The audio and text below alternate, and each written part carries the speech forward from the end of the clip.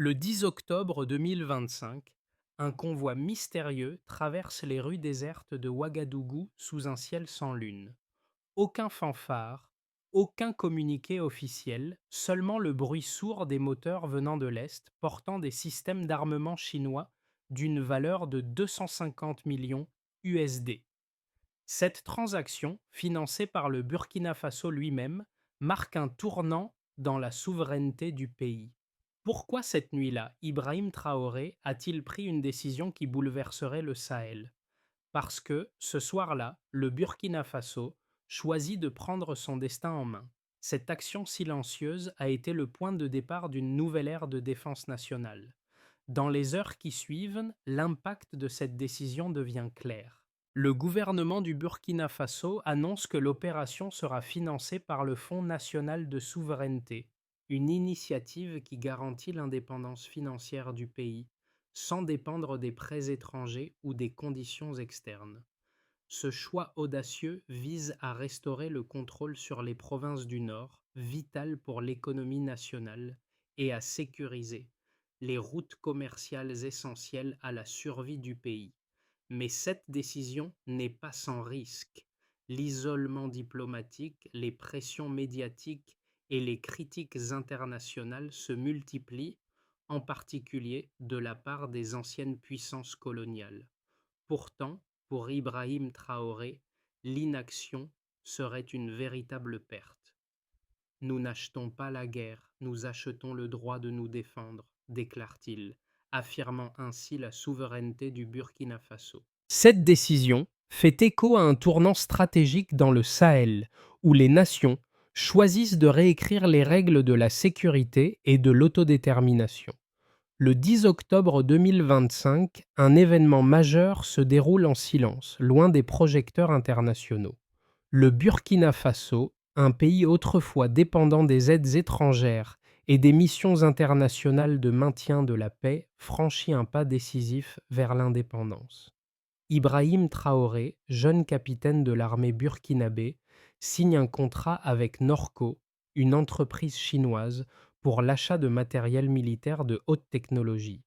D'une valeur de 250 millions USD, la cargaison comprend des véhicules blindés, des lance-roquettes SR-5 et des mortiers automoteurs SM-6.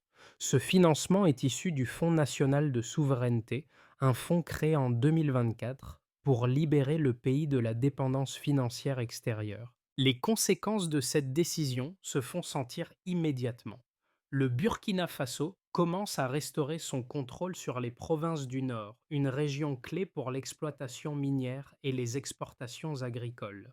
Plus important encore, le pays affirme sa souveraineté face aux puissances occidentales qui avaient jusque-là dicté sa politique de sécurité.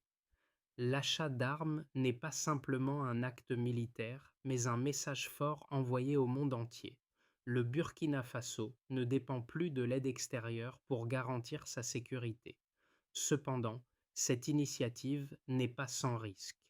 En choisissant de s'associer à la Chine, un acteur controversé sur la scène géopolitique, Ibrahim Traoré s'attire la méfiance des grandes puissances. Les États-Unis et la France, qui avaient jusqu'à présent exercé une forte influence sur la région, expriment leur inquiétude face à cette montée en puissance du Burkina Faso. Mais pour Traoré, la vraie question est: faut-il attendre d'être protégé ou faut-il prendre l'initiative de se défendre soi-même? Ibrahim Traoré, jeune capitaine de l'armée burkinabé, incarne un tournant générationnel dans la politique du Sahel. Né dans une région marquée par des conflits incessants et une dépendance de plus en plus insoutenable aux puissances étrangères, Traoré n'a jamais vu son pays comme une victime. Au contraire, il a toujours cru que le Burkina Faso, comme d'autres nations africaines, devait reprendre en main son destin. Ce choix audacieux de se tourner vers la Chine pour sécuriser l'avenir de son pays, loin des voies diplomatiques traditionnelles, n'est pas un simple acte de réarmement. C'est un défi à l'ordre établi. La décision de Traoré est radicale, mais elle s'inscrit dans une logique de souveraineté durable. En engageant le Burkina Faso dans une coopération discrète mais efficace avec Pékin, Il marque un changement de paradigme. Il ne s'agit plus de demander la protection, mais de se donner les moyens de se défendre. Cette action met immédiatement fin à des années de dépendance sécuritaire vis-à-vis de l'Occident et ouvre une nouvelle ère où l'Afrique, à travers des leaders comme Traoré, choisit de se gouverner selon ses propres règles. Les premiers effets sont visibles. En quelques semaines, les provinces du Nord, naguère sous le contrôle des groupes armés, sont sécurisées grâce aux nouvelles ressources militaires.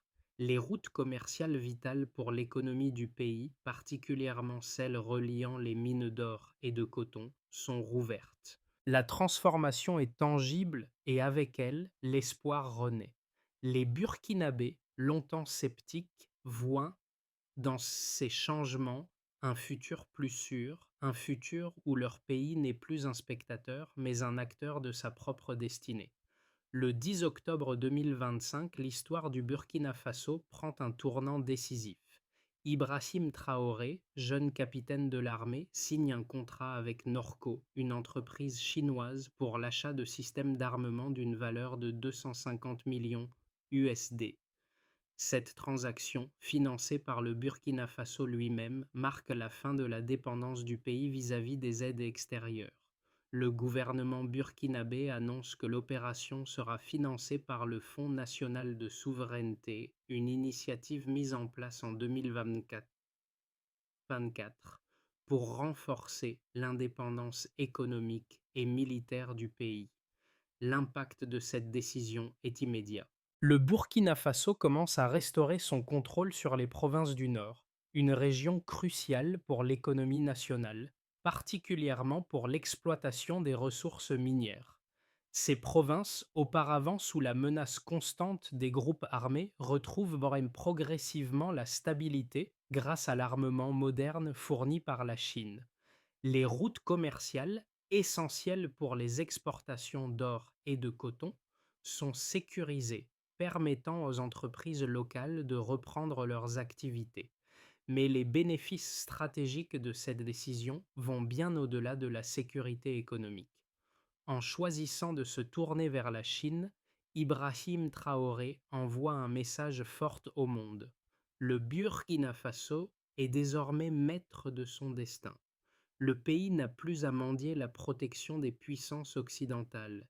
Il prend son indépendance militaire en main. Cette décision rompt avec des décennies de tutelle étrangère et affirme la souveraineté du pays sur ses choix politiques et sécuritaires. Cependant, cette initiative n'est pas sans risque. Le retrait des troupes françaises, les réductions des budgets européens et l'affaiblissement des missions américaines avaient déjà laissé un vide sécuritaire dans la région. Traoré, en engageant le pays dans une coopération avec la Chine, prend le pari de l'indépendance, mais s'attire également la méfiance des puissances occidentales. Washington et Paris expriment leurs préoccupations, craignant l'influence croissante de Pékin dans la région. La France, en particulier, voit d'un mauvais œil la coopération militaire du Burkina Faso avec la Chine, un acteur géopolitique rival. Mais pour Traoré, il n'est pas question de revenir en arrière. La véritable perte, selon lui, serait l'inaction. Le capitaine, déterminé à ne pas laisser son pays sombrer dans la dépendance, répète: nous n'achetons pas la guerre, nous achetons la capacité de nous défendre. Ce mantra devient le fil conducteur de son approche. C'est une réponse pragmatique à une situation géopolitique complexe où l'Afrique doit redéfinir sa place sur la scène mondiale. Les premières semaines suivant l'annonce du contrat chinois sont marquées par une recrudescence des attaques terroristes dans la région du Sahel, mais aussi par une réponse décisive des forces armées burkinabées. Grâce aux nouvelles ressources, elles parviennent à reprendre plusieurs points stratégiques dans le nord du pays. Les villages, longtemps abandonnés à leur sort, voient leur sécurité rétablie. Les patrouilles militaires, désormais équipées de véhicules blindés et de mortiers, reprennent les routes abandonnées. Au niveau diplomatique, le Burkina Faso commence à tisser des liens avec ses voisins immédiats, le Mali et le Niger, deux pays confrontés à des défis similaires. En novembre 2025, les trois pays organisent des exercices militaires conjoints, marquant le début d'une alliance régionale. L'objectif, mutualiser les ressources et renforcer la sécurité collective. Le modèle burkinabé, basé sur une coopération avec des partenaires non occidentaux et sur une souveraineté militaire affirmée, commence à inspirer d'autres nations du Sahel. Les chiffres confirment la portée réelle du virage engagé par Ibrahim Traoré. Avant d'octobre 2025, le Burkina Faso enregistrait en moyenne 118 attaques armées par mois dans les régions du Sahel et du centre-nord. 3 mois après la réception du matériel chinois, ce chiffre tombe à 73 incidents. Une baisse de 38% selon les données consolidées du ministère de la Défense. Cette amélioration ne se limite pas aux statistiques. Elle correspond à une reprise effective du contrôle territorial sur près de 9000 km, auparavant classés zone d'évitement. Le second indicateur clé est le temps de réaction. Avant la réorganisation, les forces armées mettaient en moyenne 90 minutes pour intervenir après une alerte. Fin 2025, ce délai tombe à 35 minutes grâce au véhicule de commandement 551 et au nouveau réseau de coordination. Ce facteur 2,6 incarne concrètement ce que Traoré appelle la souveraineté opérationnelle. Derrière le symbole, une logique mesurable, transformer chaque minute gagnée en avantage stratégique. Sur le plan économique, les retombées sont tout aussi tangibles. Les recettes minières, principale source d'alimentation du Fonds national de souveraineté, ont progressé de 14% au dernier trimestre 2025. Cette hausse soutient la maintenance du matériel importé et finance la formation de 200 techniciens locaux spécialisés en mécanique lourde. Selon le rapport budgétaire du Trésor, chaque dollar investi dans la défense génère 7 dollars de retour indirect par la sécurisation des routes et la reprise des échanges commerciaux. Mais la transformation la plus profonde est psychologique. Une enquête menée à Ouagadougou et Kaya en janvier 2026 indique que 68% des citoyens déclarent avoir davantage confiance dans la capacité de l'État à assurer leur protection contre 29% l'année précédente. Cette confiance fonde le concept de dissuasion endogène, posséder non pas la plus grande puissance de feu, mais la conviction qu'elle est nôtre. Même les observateurs occidentaux les plus sceptiques reconnaissent la cohérence de la méthode Traoré. Les investissements sont calibrés, les résultats mesurables et le coût de l'inaction, humain comme symbolique, devient insoutenable. Comme le résume un colonel burkinabé, nous avons cessé de mesurer notre dépendance en dollars. Nous la mesurons désormais en minutes gagnées sur le terrain. Ces données révèlent une formule simple. La souveraineté n'est plus un idéal abstrait, mais une équation que le Burkina Faso commence à résoudre. Ibrahim Traoré a démontré qu'un changement mesurable pouvait naître d'une volonté politique constante, non d'un miracle extérieur. Chaque pourcentage, chaque minute raccourcie, chaque emploi créé témoigne d'une même transformation, le passage du droit de demander protection au droit de se protéger soi-même. Ibrahim Traoré ne se contente pas de sécuriser le pays. Il cherche à redéfinir la notion même de souveraineté dans un contexte mondial où l'Afrique doit se positionner comme un acteur à part entière. Son approche repose sur un équilibre entre puissance militaire et autonomie économique. Une doctrine qui fait écho à une vision du futur où les États africains ne sont plus des spectateurs mais des décideurs actifs. Certains analystes estiment que la coopération avec la Chine pourrait entraîner une dépendance à long terme vis-à-vis de Pékin, un risque de soumission à une nouvelle forme de tutelle. Cette inquiétude, notamment exprimée par les puissances occidentales, soulève la question de la véritable indépendance de Traoré. Le Burkina Faso ne risque-t-il pas de devenir une extension des intérêts stratégiques chinois, tout en sacrifiant sa neutralité géopolitique. Les critiques pointent également un possible surarmement dans une région déjà fragile où une course à l'armement pourrait déstabiliser davantage le Sahel. Mais ces préoccupations ne tiennent pas face à la vision stratégique de Traoré. En réalité, sa politique n'est pas celle de la soumission à une autre puissance, mais de l'appropriation d'un marché mondial de la défense qu'il choisit de réguler lui-même. L'achat de matériel militaire n'est pas une preuve de dépendance, mais un levier pour redéfinir la capacité d'action du Burkina Faso. Plutôt que de se soumettre à des missions de maintien de la paix étrangère, Traoré choisit de bâtir une armée locale, compétente, capable de répondre à ses propres besoins de sécurité. La clé de cette démarche réside dans la transparence et l'autonomie qu'il cherche à instaurer. Le Fonds national de souveraineté, alimenté par les ressources locales, permet au Burkina Faso de financer ses propres équipements militaires sans recourir à l'endettement extérieur. Ainsi, Traoré impose une discipline budgétaire et une gouvernance qui garantissent que les investissements militaires profitent directement au pays et non à des intérêts étrangers. Ce modèle de souveraineté endogène, bien que critiqué, montre les signes d'une stratégie durable, où la sécurité et la stabilité ne sont pas dictées par des puissances extérieures, mais par les propres décisions du Burkina Faso. Le 10 octobre 2025, Ibrahim Traoré pose un geste décisif pour le futur du Burkina Faso. Ce soir-là, un convoi silencieux traverse la capitale, Ouagadougou, portant des armements militaires achetés à la Chine d'une valeur de 250 millions USD. Ce n'est pas seulement un acte militaire, mais une déclaration de souveraineté.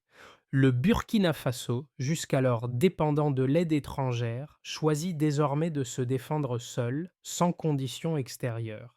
Ce choix audacieux marque le début d'une nouvelle ère pour le pays, où l'indépendance économique et militaire prend le pas sur les anciennes alliances. Mais ce n'est pas uniquement un tournant pour le Burkina Faso. Ce geste symbolise un changement plus large dans la région du Sahel. Cela signifie que l'Afrique peut désormais s'autosuffire, se défendre et choisir ses alliés. La décision de Traoré ébranle les fondations de l'ordre international, où les puissances occidentales ont longtemps imposé leurs conditions. Ce n'est plus un simple achat d'armement, c'est une réclamation de dignité et de contrôle sur les affaires de son propre pays. Le Burkina Faso commence à réécrire les règles de la sécurité en Afrique, et cette nouvelle doctrine pourrait bien devenir un modèle pour d'autres nations du continent.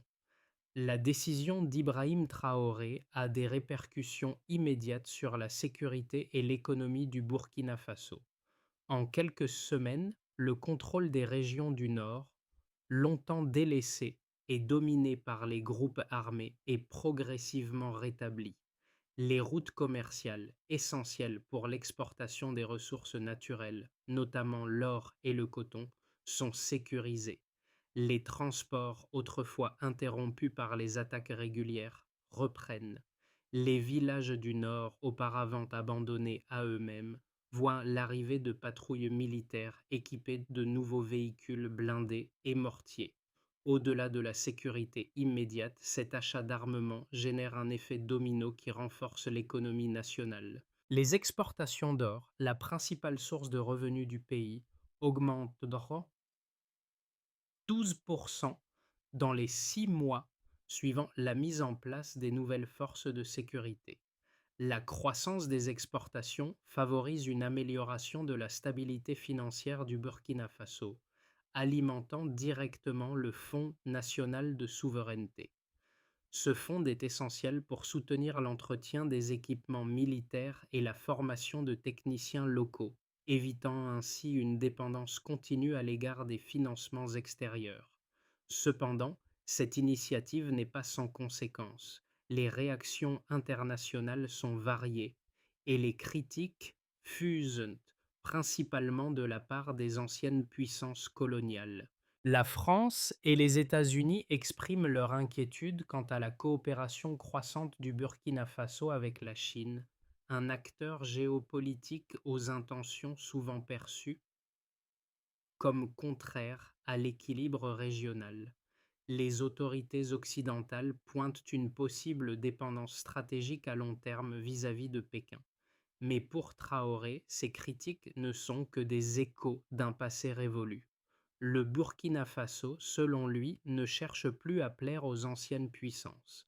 Il s'efforce de renforcer son indépendance et de prendre les décisions qui servent avant tout ses propres intérêts.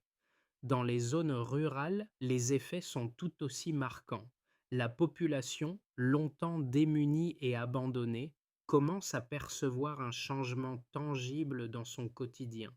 La sécurité est revenue et avec elle la confiance dans l'État. Selon une enquête d'opinion menée fin 2025, 68% des Burkinabés affirment avoir plus confiance dans la capacité de leur gouvernement à assurer leur sécurité, contre seulement 29% l'année précédente. Cette confiance croissante renforce l'idée de souveraineté endogène que Traoré défend, une souveraineté mesurée par des actions concrètes et non des déclarations vides. Les premiers résultats en matière de sécurité et d'économie montrent que la stratégie de Traoré fonctionne. Il ne s'agit pas seulement de répondre aux attaques terroristes, mais de remettre le Burkina Faso sur la voie d'une croissance autonome et soutenue. Cette transformation est d'autant plus significative qu'elle se fait sans compromettre la dignité nationale ni la souveraineté du pays. Ce changement ne se limite pas à la sphère militaire ou économique. Il touche aussi le psychisme national en renforçant le sentiment d'unité et de responsabilité collective. Dans les mois à venir, le Burkina Faso devra naviguer dans des eaux géopolitiques complexes tout en consolidant sa nouvelle posture de souveraineté. Trois scénarios se dessinent pour les 6 à 12 prochains mois, chacun ayant des implications significatives pour l'avenir du pays et de la région du Sahel. Dans un scénario optimiste, si la coopération militaire et logistique avec la Chine se poursuit sans heurts, et si le gouvernement burkinabé parvient à maintenir la stabilité interne, le Burkina Faso pourrait atteindre un taux de sécurisation de 80% de son territoire d'ici la fin de l'année 2026. Cette sécurisation permettrait à l'État de renforcer son contrôle sur les zones stratégiques, en particulier les régions minières essentielles à son économie. Les exportations d'or pourraient augmenter de 10% et les zones industrielles du pays pourraient enregistrer une hausse de 6% des emplois industriels. Dans ce scénario, le modèle de défense mutuelle du Burkina Faso pourrait devenir une référence pour d'autres nations du Sahel, renforçant la position de Traoré en tant que leader régional.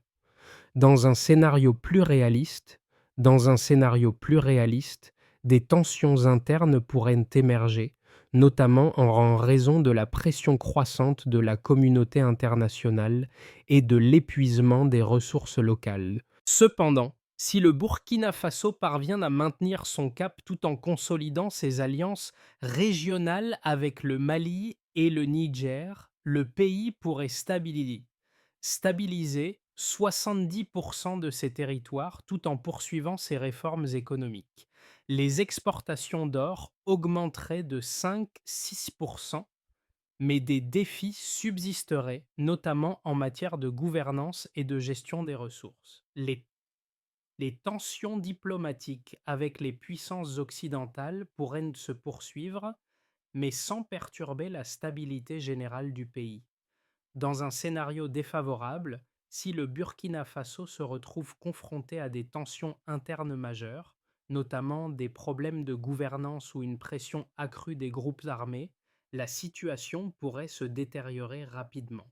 Dans ce cas, la sécurisation du territoire serait limitée et l'économie pourrait souffrir d'une baisse significative des exportations. Les indicateurs de sécurité risqueraient de stagner ou même de se détériorer. En outre, une forte opposition interne pourrait miner la légitimité de Traoré, entraînant une perte de confiance parmi la population. Les tensions diplomatiques avec l'Occident pourraient se renforcer, avec des sanctions économiques potentielles ou une réduction de l'aide humanitaire. Le Burkina Faso risquerait alors de se retrouver isolé, à la merci de ses décisions géopolitiques risquées. Ibrahim Traoré a mis en place un modèle de souveraineté, mis en place par Ibrahim Traoré, résonne bien au-delà des frontières du Burkina Faso. Ce modèle incarne une nouvelle vision pour l'Afrique, où les nations du continent prennent leur destin en main sans attendre l'aide extérieure. Mais cette ambition ne se limite pas à la politique ou à l'économie. Elle touche directement les individus, leur quotidien et les choix qu'ils font pour leur avenir. Pour le peuple burkinabé, ce changement se mesure en actions concrètes. La sécurité retrouvée dans les provinces du Nord, la reprise des activités commerciales et surtout un regain de confiance dans leur gouvernement. Dans les marchés de Ouagadougou, de Bobo-Dioulasso ou de Kaya, les discussions ne portent plus uniquement sur les difficultés, mais sur l'avenir. Les Burkinabés, autrefois sceptiques, voit désormais Ibrahim Traoré non seulement comme un dirigeant politique, mais aussi comme un symbole de ce que peut accomplir un pays lorsqu'il choisit de ne plus dépendre de l'aide extérieure. La transformation est aussi visible dans les écoles militaires et les centres de formation technique où les jeunes burkinabés apprennent à réparer les véhicules blindés chinois ou à entretenir les nouveaux équipements militaires. Ces jeunes, qui autrefois rêvaient d'une vie loin du pays, trouvent maintenant un sens à leur engagement, non seulement pour protéger leurs terres, mais aussi pour contribuer à la construction d'un avenir durable pour leur nation. Cette confiance retrouvée s'étend au-delà des frontières du Burkina Faso. Le modèle de Traoré commence à inspirer d'autres pays du Sahel, comme le Mali et le Niger, qui cherchent à suivre une voie similaire. L'Afrique, autrefois perçue comme un terrain d'intervention des puissances extérieures, commence à écrire son propre récit. Un récit où chaque nation prend ses décisions en fonction de ses propres besoins et aspirations. L'avenir du Burkina Faso dépend désormais de la capacité du pays à transformer ses réformes en actions concrètes, à assurer une stabilité durable et à garantir l'autosuffisance dans tous les domaines clés. Pour réussir, Ibrahim Traoré a mis en place une feuille de route ambitieuse qui se décline en trois grandes étapes: renforcement de l'autonomie militaire, consolidation des bases économiques et gouvernance transparente. La première étape consiste à renforcer l'autonomie militaire. Le Burkina Faso doit poursuivre le développement de ses capacités de défense en investissant dans des infrastructures locales capables de soutenir les équipements militaires modernes. Le plan inclut la construction de centres de maintenance à Bobo-Dioulasso, où des techniciens locaux seront formés pour entretenir les véhicules blindés et autres matériels militaires. L'objectif est d'atteindre 40% d'autonomie logistique d'ici 2027, réduisant ainsi la dépendance vis-à-vis des fournisseurs étrangers. La deuxième étape consiste à renforcer les alliances régionales. Le Burkina Faso doit également intensifier ses relations avec ses voisins immédiats, le Mali et le Niger, dans le cadre de l'Alliance des États du Sahel, AES. Cette alliance vise à créer un réseau de sécurité intégré, basé sur le partage des ressources et de l'intelligence, et à établir un fonds de souveraineté commun estimé à 3 milliards USD. Ce fonds, alimenté par les ressources minières, agricoles et énergétiques des trois pays, permettra de soutenir les infrastructures communes et d'accélérer la modernisation de leurs armées respectives. Enfin, la troisième étape implique réinvestir dans les infrastructures civiles. L'un des objectifs de Traoré est d'assurer que les investissements militaires ne nuisent pas aux priorités civiles. Une part de 15% du budget de la défense sera ainsi réinvestie dans des projets d'infrastructures civiles, écoles, dispensaires et routes agricoles. Cette répartition garantit que la sécurité ne soit pas un luxe réservé à l'armée, mais une ressource partagée avec la population. Le gouvernement prévoit également la création d'un conseil de responsabilité défensive chargé de veiller à la transparence dans l'utilisation des fonds et à la conformité avec les normes humanitaires.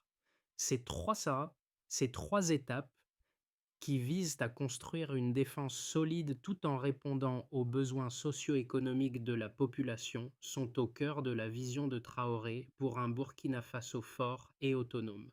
À la fin de l'année 2025, Ibrahim Traoré regarde son pays transformé. Ce n'est pas seulement un changement matériel, mais une transformation profonde dans la manière dont le peuple burkinabé perçoit son avenir. Lorsque le capitaine Traoré a pris la décision de signer le contrat avec la Chine, il ne s'agissait pas seulement de renforcer l'armée ou de sécuriser les routes commerciales, mais d'affirmer une nouvelle vision de la souveraineté. Une souveraineté qui ne repose pas sur la dépendance, mais sur l'indépendance active et la responsabilité collective. Ibrahim Traoré a souligné que résonne désormais à travers le pays. La force d'une nation ne se mesure pas à ses canons, mais à la manière dont elle les garde silencieux. Ce principe, qu'il a partagé avec son peuple, devient un leitmotiv pour l'avenir du Burkina Faso. Ce n'est pas la puissance brute qui définit une nation, mais sa capacité à maintenir la paix, à garantir la sécurité et à investir dans un avenir durable pour ses citoyens. Au fur et à mesure que le pays se relève, les Burkinabés commencent à croire en cette vision. La souveraineté, qui autrefois semblait une abstraction, devient une réalité vécue, partagée et défendue par chaque citoyen. Ce changement profond est le véritable héritage de Traoré, un Burkina Faso qui n'attend plus qu'on le sauve, mais qui, enfin, prend son destin en main. Le Burkina Faso, sous la direction d'Ibrahim Traoré, s'engage dans une nouvelle ère, non pas de triomphe bruyant, mais de lucidité silencieuse. Ce n'est plus un pays qui attend des solutions extérieures, mais un pays qui agit, qui forge son avenir et ses alliances selon ses propres règles. Cependant, cette transformation n'est pas achevée. Le chemin est encore long et semé d'embûches. Pour que ce modèle de souveraineté endogène perdure, il faut une participation collective, une adhésion totale de chaque citoyen. L'appel de Traoré résonne dans chaque coin du pays. Ibrahim Traoré a conclu en disant que pour continuer, nous devons, nous devons transformer la victoire en méthode. Ce principe est un appel à l'action. Il invite non seulement les citoyens burkinabés, mais aussi les nations voisines et le reste du continent, à suivre l'exemple du Burkina Faso. L'Afrique peut-elle se libérer de la tutelle des puissances étrangères? Le Burkina Faso a fait le premier pas. À vous de poser la question, êtes-vous prêt à faire le suivant? La route vers la souveraineté complète est encore devant nous. Ensemble, nous pouvons transformer cette vision en une réalité tangible et durable pour toute la région.